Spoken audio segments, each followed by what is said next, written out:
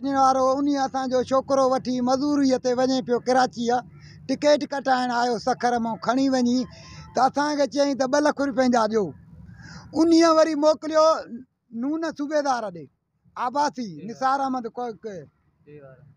आबासी निसार अहमद उन ॾे। उन चयो जो तव्हां खां 2 चए थो मां 10 तव्हांखे छॾियां थो पैसा ॾींदव त मां तव्हांजो हाफ़िराई न कंदुमि। पकड़ियो हिननि केस दाख़िल वञी हुन कयो गोलियूं वञी हुन हई आहे FIR कई आहे नून सूबेदार ऐं निसार आबासी।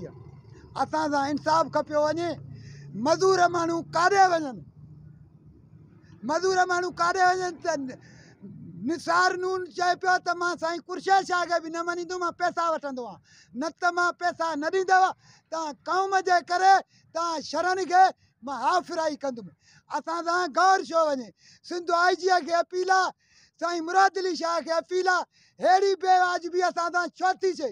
क़ौम जे करे राक माण्हू ग़रीब माण्हू मज़लूम माण्हू हैफ़ आहे हिन सूबेदार खे लानत आहे हिन सूबेदार खे जेको ग़रीबनि खे वठी ऐं हाफ़िराई थो करे।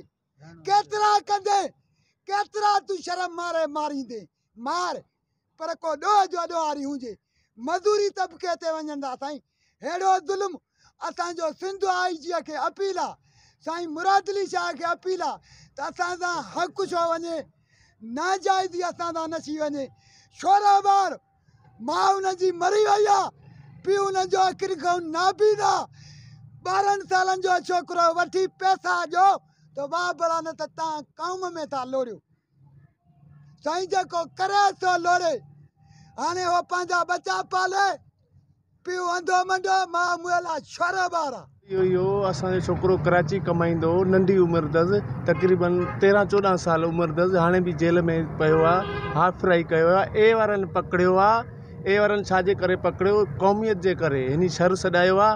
शर क़ौमियत जे करे हिन पकड़े करे असां सां डीलिंग करनि पिया राब्तो करायूं असां सां राब्तो करायूं त छोकिरो तव्हांजो पकड़ियो आहियूं तव्हां किथे आहियो। असां हुयासीं घर पंहिंजे आयासीं भॼंदा डुकंदा असां त मज़ूरी ते हुयासीं आयासीं पंहिंजे टाइम ते भॼंदा डुकंदा छा मसइलो आहे छा चकर आहे।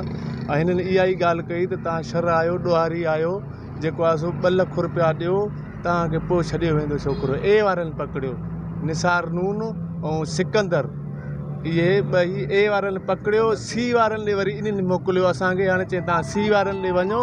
वरी ओॾे वियासीं त उन्हनि इहा ॻाल्हि कई त उहो तव्हां सां नथो ठहे त असां तव्हांखे 10-15 हज़ार घटि करे तव्हांखे छॾे ॾियूं था पिया। मतिलबु उन्हनि चयो त 1,90,000 1,80,000 ते तव्हांजो कमु ठारायूं था पिया। हाणे असां मज़दूर माण्हू होटलनि ते कमु कंदड़ माण्हू तव्हां हलो कराची हलो Chhapra hotel Mehran town Chhapra hotel ते हाणे बि मुंहिंजा 2 ॼणा भाइटिया नंढड़ा कमु